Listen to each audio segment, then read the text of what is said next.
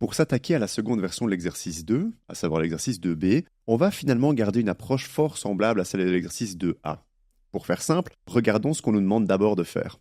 On nous demande de calculer et afficher le montant hors TVA sur base d'un montant TVAC et du taux de TVA. On nous fournit aussi la formule suivante. Hors TVA, c'est égal à TVAC divisé par, entre parenthèses, 1 plus le taux de TVA. Encore une fois, des valeurs sont proposées, donc on va bien sûr s'en servir. Le montant TVAC est égal à 1 210 € et le taux de TVA est de 21% encore et toujours. Encore une fois, je vais te proposer deux solutions. Mais comme d'habitude, on va attendre 5 petites secondes avant de commencer.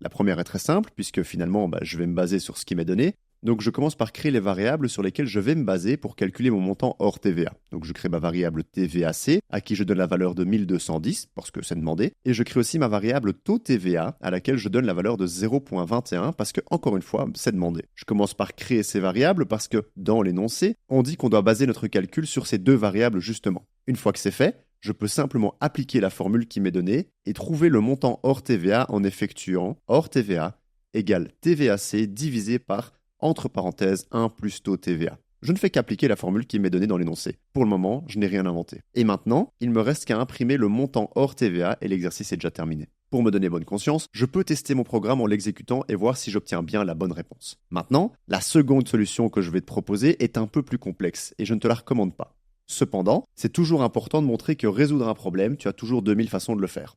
Regarde, on commence encore une fois par poser nos bases, donc notre montant TVAC et notre taux de TVA. Maintenant, je vais reprendre l'idée de l'exercice 2A et je vais commencer par calculer la TVA simplement.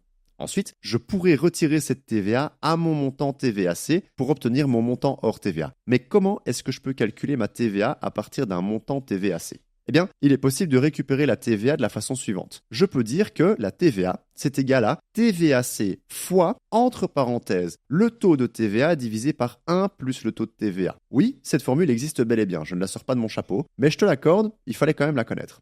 Cette formule te permet d'effectuer l'opération inverse de l'exercice 2A et donc de bien récupérer ton montant de base. Bref, c'est déjà un peu plus compliqué à comprendre que la méthode précédente, donc pas vraiment cool, même si ça reste valide. Donc maintenant que j'ai ma TVA, je peux calculer mon montant hors TVA en faisant hors TVA égale TVAC moins TVA. Et c'est tout. Si j'exécute mon programme, tu verras que j'ai la solution qui s'affiche bien deux fois, une fois par print. Allez, courage pour les exercices, je te laisse ici et je prépare la suite. Du coup, bisous, à plus.